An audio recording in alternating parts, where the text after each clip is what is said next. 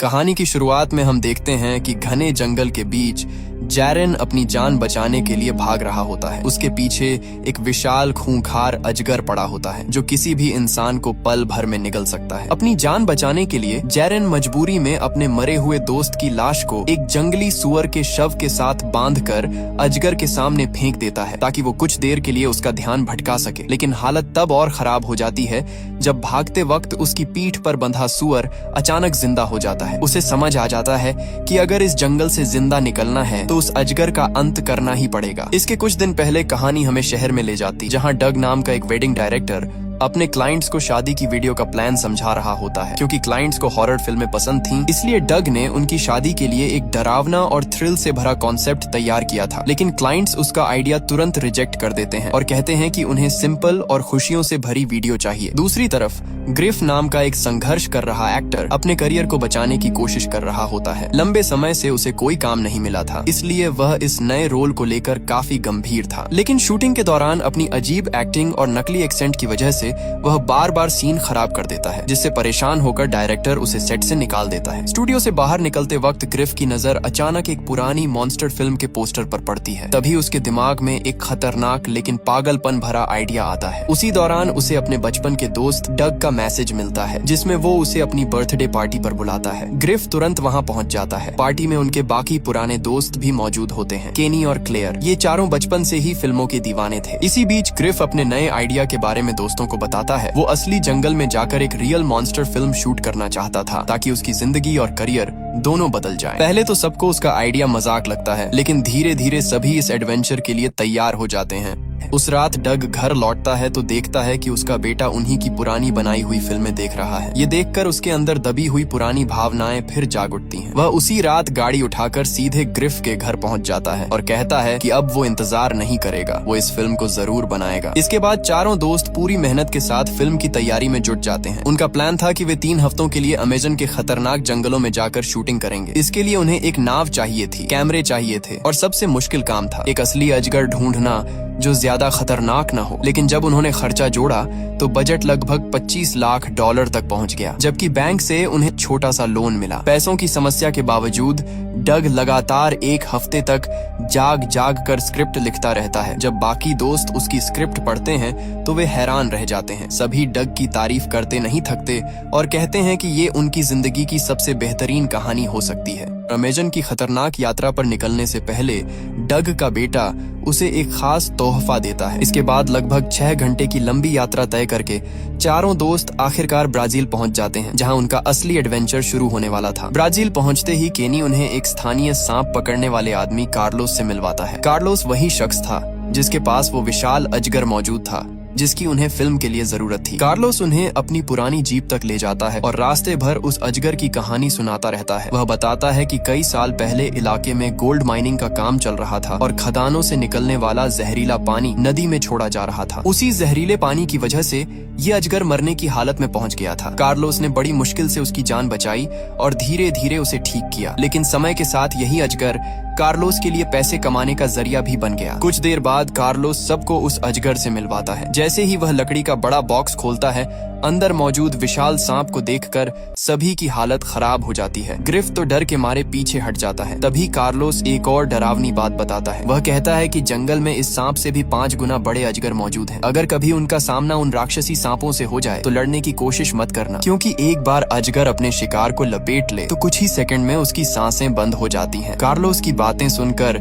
सभी दोस्तों के चेहरे का रंग उड़ जाता है, लेकिन अब उनके पास पीछे हटने का मौका नहीं था। उसी समय शहर के एक छोटे से बार में एक रहस्यमयी महिला भागती हुई अंदर आती है। उसके पीछे 2 खतरनाक आदमी पड़े होते हैं। वह बड़ी चालाकी से लोगों की भीड़ का फायदा उठाकर उनसे छिप जाती है। तभी उसकी नजर काउंटर पर रखी एक नाव की चाबी पर पड़ती है। मौका देखकर वह चुपके से चाबी उठा लेती है और तुरंत वहां से निकल जाती है। दूसरी तरफ कार्लोस सबको लेकर एक टूरिस्ट बोट पर पहुंचता है। वह अजगर वाले बड़े बॉक्स को जहाज के नीचे बने कार्गो हिस्से में रख देता है, लेकिन किसी का ध्यान इस बात पर नहीं जाता कि बॉक्स नीचे रखते वक्त उसका ढक्कन थोड़ा सा खुल गया था, यानी वो खतरनाक अजगर अब पूरी तरह बंद नहीं था। तभी वहाँ एक रहस्यमयी लड़की आती है जो खुद को अन्ना बताती है। अन्ना कहती है कि वह जहाज के कप्तान की बेटी है और उसके पिता का एक्सीडेंट हो गया है, इसलिए अब वो यात्रा पर नहीं जा पाएंगे। वह उन्हें पैसे वापस करने की बात करती है और कहती है कि वे कोई दूसरी नाव ढूंढ लें। लेकिन समस्या ये थी कि उस इलाके की बाकी सभी नावें पहले से बुक थीं। ऐसे में उनके पास कोई दूसरा रास्ता नहीं बचता। डग और बाकी दोस्त अन्ना से कोई और उपाय पूछ ही रहे होते हैं कि तभी अन्ना की नजर दूर खड़े उन दो खतरनाक आदमियों पर पड़ती है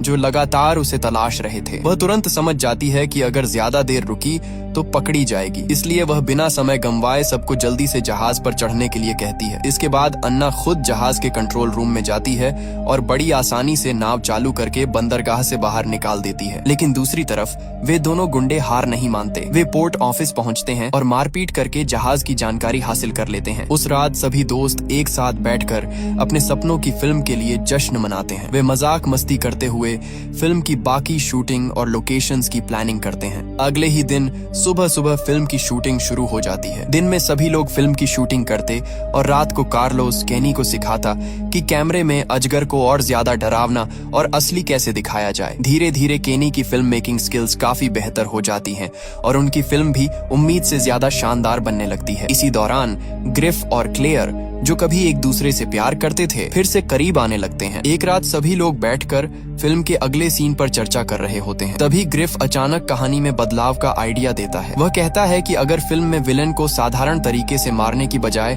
बायोलॉजिस्ट और स्नेक हंटर मिलकर उसे जोरदार तरीके से खत्म करें तो सीन ज्यादा रोमांचक लगेगा। केनी को यह आइडिया तुरंत पसंद आ जाता है, लेकिन क्लेयर को लगता है कि ऐसा करना बहुत रिस्की होगा। धीरे धीरे उनकी चर्चा मजाक और पुरानी यादों में बदल जाती है। लेकिन उसी समय अन्ना एक कोने में चुप बैठी रहती है। उसे लगातार डर था कि उसका पीछा करने वाले लोग कभी भी यहाँ पहुँच सकते हैं। उधर किसी को पता नहीं चलता कि उसी रात अजगर अपने बॉक्स से बाहर निकल चुका है। वह चुपके से जहाज के अंदर घूमते हुए क्लेयर के कमरे तक पहुंच जाता है। लेकिन अजीब बात ये थी कि वह उस पर हमला नहीं करता और धीरे धीरे ग्रिफ के कमरे की तरफ बढ़ जाता है। जैसे ही ग्रिफ को कुछ हलचल महसूस होती है, वह डर के मारे चीख पड़ता है। हंगामा सुनकर बाकी लोग भी वहां पहुंच जाते हैं। बड़ी मुश्किल से कार्लोस उस अजगर को दोबारा काबू में करके बॉक्स में बंद करता है और सबको भरोसा दिलाता है कि अब ऐसा दोबारा नहीं होगा। हालांकि इस घटना के बाद सभी के मन में डर बैठ चुका था। अगली सुबह शूटिंग फिर से शुरू होती है। आज ग्रिफ को पहली बार असली अजगर के साथ क्लोज सीन शूट करना था, लेकिन जैसे ही सांप उसके करीब आता है, ग्रिफ डर के मारे भागकर सीधे डग के पीछे छिप जाता है। वह बार बार कहता है कि सीन बदल देना चाहिए, लेकिन डग उसे समझाता है कि कार्लोस सब संभाल लेगा और कोई खतरा नहीं है। मजबूरी में ग्रिफ हिम्मत जुटाकर शूटिंग जारी रखता है। लेकिन उसी रात एक और अजीब घटना होती है। कार्लोस अपने पुराने मरे हुए अजगर की याद में एक अजीब सा शोक समारोह करता है, जहां बाकी लोग भी उसका साथ देते हैं। दूसरी तरफ दूर जंगल में छिपा एक गुंडा दूरबीन से इन सब पर नजर रख रहा होता है। लेकिन अचानक अंधेरे से कोई विशाल चीज निकलती है और उसे पानी के अंदर घसीट ले जाती है। कुछ ही सेकंड में पूरा इलाका फिर से शांत हो जाता है। इधर ग्रिफ शराब की 2 बोतलें लेकर कार्लोस के कमरे में पहुंचता है और दोनों धीरे धीरे खुलकर बातें करने लगते हैं। उनकी पुरानी गलतफहमियां खत्म हो जाती हैं और फिर दोनों अचानक रात में जंगल के अंदर असली विशाल अजगर ढूंढने निकल पड़ते हैं। शुरुआत में कार्लोस आगे आगे रास्ता दिखाता है, लेकिन डरपोक ग्रिफ हर छोटी आवाज से घबराने लगता है। तभी एक पल के लिए उसका ध्यान भटकता है और वह कार्लोस से अलग हो जाता है। घबराकर वह तुरंत जहाज पर वापस भाग जाता है ताकि बाकी लोगों को मदद के लिए बुला सके। लेकिन दूसरी तरफ कार्लोस अकेला जंगल के गहरे हिस्से में पहुंच चुका था। वह एक फ्लेयर जलाकर आसपास देखने की कोशिश करता है। तभी अचानक अंधेरे से कोई विशाल परछाई निकलती है और उसे पानी के अंदर खींच ले जाती है। जब काफी देर तक कार्लोस वापस नहीं लौटता तो डग और बाकी लोगों को चिंता होने लगती है। पहले वे तय करते हैं कि अगर 1 घंटे के अंदर कार्लोस नहीं आया तो सभी मिलकर उसे ढूंढने जंगल में जाएंगे। लेकिन धीरे धीरे बेचैनी इतनी बढ़ जाती है कि वे इंतजार ही नहीं कर पाते। सभी लोग जल्दी जल्दी हाथ में जो भी हथियार मिलते हैं, डंडे, चाकू और टॉर्च, लेकर घने जंगल के अंदर उतर जाते हैं। ग्रिफ उन्हें उस जगह तक ले जाने की कोशिश करता है जहां वह कार्लोस से बिछड़ा था, लेकिन अंधेरा इतना ज्यादा था कि कुछ ही देर में वे रास्ता भटक जाते हैं। जंगल में भटकते हुए उन्हें अचानक एक पुरानी पीली रंग की मोटर होम दिखाई देती है। क्लेयर धीरे धीरे दरवाजा खोलकर अंदर जाती है, लेकिन वहां कोई नहीं होता। कार्लोस का कोई निशान नहीं मिलता। तभी अचानक बाहर जंगल से कोई डरावनी आवाज सुनाई देती है। आवाज इतनी खौफनाक थी कि ग्रिफ डर के मारे कांप उठता है और तुरंत सबको चुप रहने का इशारा करता है। तभी झाड़ियों के पीछे कुछ विशाल चीज हिलती हुई दिखाई देती है। सभी लोग समझ जाते हैं कि शायद वही खूंखार अजगर उनके बेहद करीब है। डर के मारे सबकी सांसें अटक जाती हैं। घबराकर ग्रिफ जल्दी से मोटरहोम स्टार्ट करने की कोशिश करता है ताकि वे वहां से निकल सकें, लेकिन जितनी बार वह चाबी घुमाता गाड़ी स्टार्ट ही नहीं होती। तभी केनी समझ जाता है कि शायद गाड़ी का रिले खराब हो गया है। उसे ठीक तो किया जा सकता था, लेकिन समस्या ये थी कि बाहर मौत जैसा खतरनाक अजगर घूम रहा था। ऊपर से केनी शराब के नशे में था और ठीक से देख भी नहीं पा रहा था। डग गुस्से में केनी पर चिल्लाने लगता है कि उसकी शराब पीने की आदत हमेशा मुसीबत खड़ी कर देती है। अब बाकी लोगों में से किसी को गाड़ी ठीक करना नहीं आता था और किसी में बाहर जाने की हिम्मत नहीं थी। आखिरकार डग खुद जान जोखिम में डालकर नीचे उतरता है। डग धीरे धीरे गाड़ी के नीचे पहुंचता है और पूरी कोशिश करता है कि कोई आवाज न हो। बड़ी मुश्किल से वह गाड़ी ठीक कर देता है। जैसे ही इंजन चालू होता है, ग्रिफ तुरंत एक्सीलेटर दबाकर वहां से भाग निकलता है, लेकिन उनकी मुसीबत यहीं खत्म नहीं होती। कुछ ही देर बाद पीछे से 2 मोटरसाइकिलें तेज रफ्तार में उनका पीछा करने लगती हैं। केनी सोचता है कि शायद ये लोग उनकी मदद करने आए हैं और ग्रिफ से गाड़ी रोकने को कहता है, लेकिन अन्ना तुरंत उसे रोक देती है। अन्ना डरते हुए बताती है कि ये लोग साधारण इंसान नहीं बल्कि खतरनाक तस्कर और अवैध शिकारी हैं जो अपने इलाके में आने वाले किसी भी इंसान को जिंदा नहीं छोड़ते। उसकी बात खत्म होते ही पीछे से मोटरसाइकिल सवार उन पर गोलियां चलाना शुरू कर देते हैं। अन्ना तुरंत गाड़ी में रखी एक राइफल निकाल लेती है और जवाबी फायरिंग शुरू कर देती है। अचानक जंगल के बीच भयंकर गोलीबारी शुरू हो जाती है। इस दौरान केनी डरने की बजाय अपना फोन निकालकर पूरी घटना रिकॉर्ड करने लगता है, क्योंकि उसे लगता है कि ये फुटेज उनकी फिल्म को और भी असली बना सकती है। कुछ ही देर में अन्ना अपनी शानदार निशानेबाजी से सभी हमलावरों को खत्म कर देती है, लेकिन जब सब लोग राहत की सांस लेकर वापस नाव की तरफ बढ़ रहे होते हैं, तभी अन्ना का पीछा कर रहा वो खतरनाक आदमी अचानक सामने आ जाता है। वह बंदूक तानकर पूछता है कि अन्ना कहाँ है, लेकिन इससे पहले कि वह कुछ कर पाता, अन्ना पीछे से हमला करके उसे बेहोश कर देती है। मौका मिलते ही सभी लोग जल्दी से नाव लेकर वहाँ से निकल जाते हैं। खतरे से बचने के बाद अन्ना डग और उसके दोस्तों से कहती है कि अब सबसे सही यही होगा कि वह उन्हें सीधे एयरपोर्ट पहुंचा दे ताकि वे सुरक्षित घर लौट सकें। डग तुरंत उसकी बात मान जाता है, क्योंकि अब तक हालात पूरी तरह नियंत्रण से बाहर जा चुके थे। लेकिन दूसरी तरफ ग्रिफ के चेहरे पर साफ दिखाई दे रहा था कि वह हार मानने को तैयार नहीं है। उसके लिए ये फिल्म सिर्फ एक प्रोजेक्ट नहीं बल्कि जिंदगी का सपना थी। हालांकि डग अपने दोस्तों की जान खतरे में नहीं डालना चाहता था। जंगल में विशाल अजगर भी था और खतरनाक अवैध खनिक भी। आखिरकार ग्रिफ मजबूरी में चुप हो जाता है, लेकिन अंदर ही अंदर वह टूट चुका था। उस रात जब बाकी लोग सो जाते हैं, डग अकेले बैठकर अपने बेटे द्वारा दिया गया छोटा सा गोल्डन अवार्ड देखता है। उसे एहसास होता है कि अगर वह अभी हार मान गया तो शायद जिंदगी भर खुद को माफ नहीं कर पाएगा। वह पूरी रात जागकर फिल्म की स्क्रिप्ट दोबारा लिखता रहता है। अगली सुबह वह सभी दोस्तों को इकट्ठा करके अपनी नई कहानी सुनाता है। डग की नई कहानी सुनते ही सभी दोस्त उत्साहित हो जाते हैं। उन्हें लगता है कि अब उनकी फिल्म सिर्फ एक मॉन्स्टर मूवी नहीं बल्कि एक बड़ी और दमदार कहानी बन चुकी है। वे फैसला करते हैं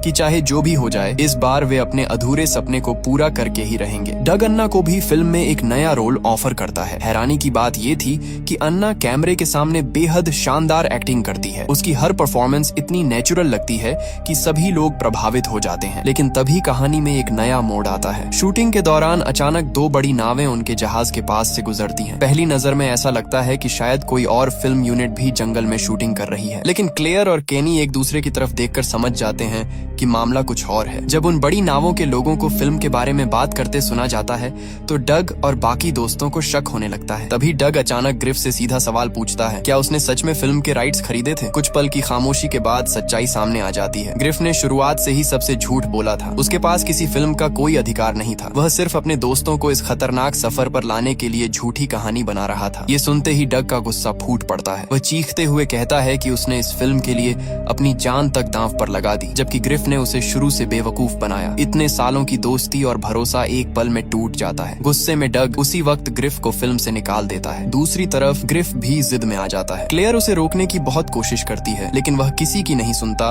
और छोटी नाव लेकर अकेले वहाँ से निकल जाता है। अब दोस्ती पूरी तरह बिखर चुकी थी। लेकिन जैसे ही ग्रिफ कुछ दूर पहुँचता है, उसकी नजर उन 2 बड़ी नावों के टूटे हुए मलबे पर पड़ती है जिन्हें उन्होंने पहले देखा था। दोनों जहाज पूरी तरह तबाह हो चुके थे, जैसे किसी विशाल ताकत ने उन्हें चीर कर रख दिया हो। ग्रिफ अभी ये समझने की कोशिश ही कर रहा था कि अचानक किनारे से एक घायल और डरी हुई महिला उसकी तरफ भागती हुई आती है और मदद मांगने लगती है। उसकी हालत देखकर ग्रिफ के होश उड़ जाते हैं। वह तुरंत नाव मोड़ता है और पूरी रफ्तार से वापस लौटने लगता है ताकि डग और बाकी लोगों को आने वाले खतरे के बारे में बता सके।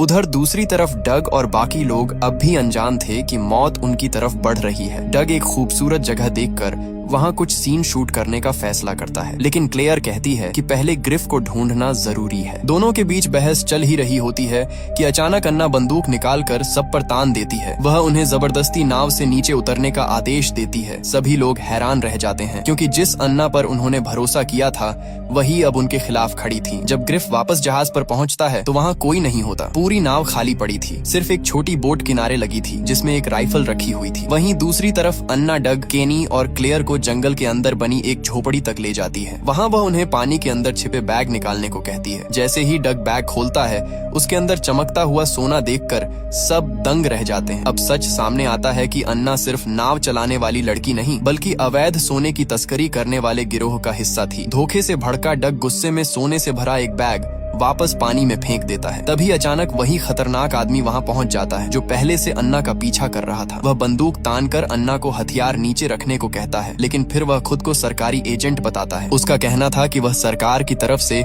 इन अवैध गोल्ड माइनर्स पर नजर रख रहा है और अन्ना ब्राजील के सबसे खतरनाक अपराधी गिरोहों में से एक की सदस्य है। अब डग और उसके दोस्त पूरी तरह उलझ जाते हैं। उन्हें समझ ही नहीं आता कि आखिर सच कौन बोल रहा है। अचानक एक गोली चलती है और उस आदमी के पैर में लगती है जो खुद को सरकारी एजेंट बता रहा था। गोली चलाने वाला कोई और नहीं बल्कि ग्रिफ था जिसने रास्ते में पड़ी राइफल उठा ली थी। ग्रिफ फिल्मी हीरो की तरह एंट्री मारते हुए खुद को सबका रक्षक समझने लगता है और स्टाइल मारकर खड़ा हो जाता है, लेकिन उसका ये हीरो वाला मोमेंट ज्यादा देर नहीं टिकता। अगले ही पल अन्ना फिर से हालात पर काबू पा लेती है और मौका देखकर उस आदमी को गोली मार देती है जो जमीन पर गिरी बंदूक उठाने की कोशिश कर रहा था। अब अन्ना पूरी तरह बेकाबू हो चुकी थी। तभी क्लेयर अचानक आगे बढ़कर जोरदार हेडबट मारती है और अन्ना को गिरा देती है। बस फिर क्या था, चारों दोस्त अपनी जान बचाकर वहां से भाग निकलते हैं। लेकिन जंगल से भागना इतना आसान नहीं था। कुछ दूर जाते ही डग को एक जहरीली मकड़ी काट लेती है। उसका शरीर तेजी से कमजोर होने लगता है। ऐसे में केनी एक अजीब देसी इलाज सुझाता है, घाव पर पेशाब डालकर जहर का असर कम करने का। हालात इतने खराब थे कि किसी के पास दूसरा रास्ता नहीं था। क्लेयर अपने कपड़ों की वजह से मदद नहीं कर सकती थी और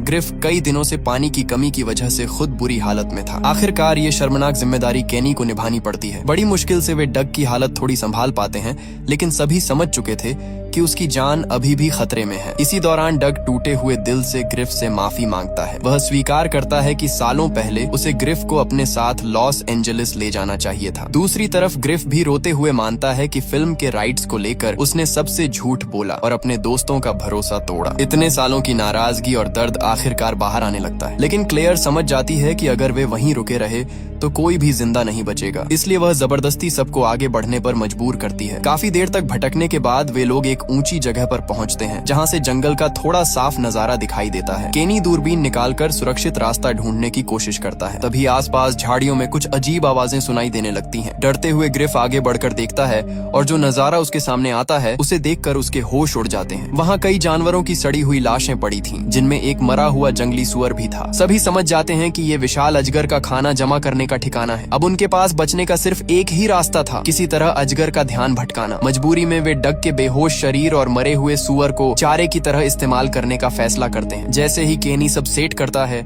अजगर वहां पहुंच जाता है। अपने दोस्त को इस हालत में देखकर सबकी आंखें भर आती हैं। लेकिन तभी अचानक चमत्कार होता है। डग को होश आ जाता है और वह घबराकर भागने लगता है। इसी अफरा तफरी में उसकी पीठ पर रखा मरा हुआ सुअर भी अचानक जिंदा हो उठता है। अब पूरा सीन इतना पागलपन भरा हो जाता है कि खुद अजगर भी कुछ पल के लिए भ्रमित हो जाता है। आखिरकार वही जंगली सुअर अजगर का शिकार बन जाता है और डग की जान बच जाती है। चारों दोस्त जितनी तेजी से हो सकता था वहां से भागते हैं और काफी दूर जाकर रुकते हैं। मौत को इतने करीब से देखने के बाद अब उनके बीच कोई झूठ, गुस्सा या शिकायत नहीं बचती। सभी एक दूसरे से दिल से माफी मांगते हैं और फिर से एक टीम बन जाते हैं। रात होते होते वे वापस अपनी बड़ी नाव के पास पहुंचते हैं। तभी ग्रिफ की नजर एक वॉकी टॉकी पर पड़ती है। वह तुरंत मदद के लिए कॉल करने की कोशिश करता है, लेकिन जैसे ही वह कुछ बोलता है अचानक विशाल अजगर अंधेरे से हमला कर देता है। तभी आसमान में कई फ्लेयर गन की रोशनी चमकती है और अजगर पीछे हट जाता है। फिर अंधेरे में से एक आदमी धीरे धीरे बाहर आता है। पहले तो सभी डर जाते हैं, लेकिन जब वह रोशनी में आता है